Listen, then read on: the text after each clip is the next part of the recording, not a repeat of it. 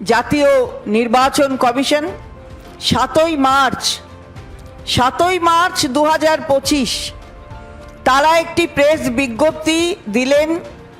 সেই প্রেস বিজ্ঞপ্তির মাধ্যমে জানালেন যে 3 মাসের মধ্যে সব ঠিকঠাক করে দেওয়া হবে, কোনো ভুয়ো ভোটার থাকবে না। তাহলে আজকে দাঁড়িয়ে 27শে জুলাই আরেকটি প্রেস বিজ্ঞপ্তি, বিহারের 7 লক্ষ ভুয়ো ভোটার তারা নাকি সরিয়ে দিয়েছেন, কেটে দিয়েছেন। তারা ভুয়ো ছিল যারা 7 লক্ষ। তাহলে কি দাঁড়ালো?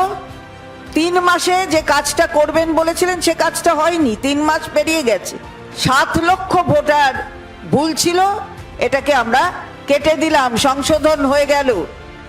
39টি কেন্দ্রে, মাত্র 39টি কেন্দ্রে বিহারের, তার মধ্যে 1,87,643টি ভুয়ো ভোটারের নাম, অর্থাৎ 2 জায়গায় তাদের নাম আছে।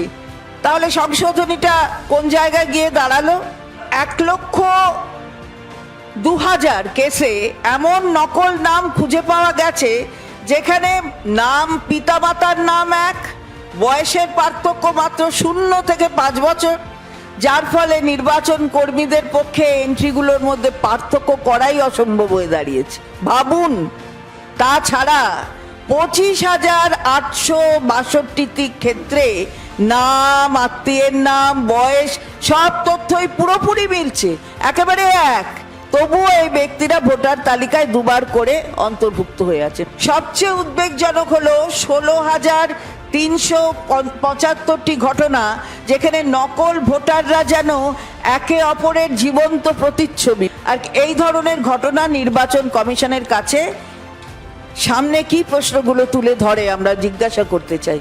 তাহলে কি কাটলেন, কি সংশোধনী করলেন? এটাই আমরা বলতে চাই যে এইভাবে জাতীয় নির্বাচন কমিশন তারা পক্ষপাত দুষ্ট হয়ে কাজ করছে, যেটা তাদের কাছ থেকে আশা করা যায় না। তারা একটা নিরপেক্ষ সংস্থা, প্রত্যেকটি নিরপেক্ষ সংস্থাকে এইভাবে নিজেদের করায়ত্ত করা, এটা কিন্তু ভারতবর্ষের সংবিধান বলে না।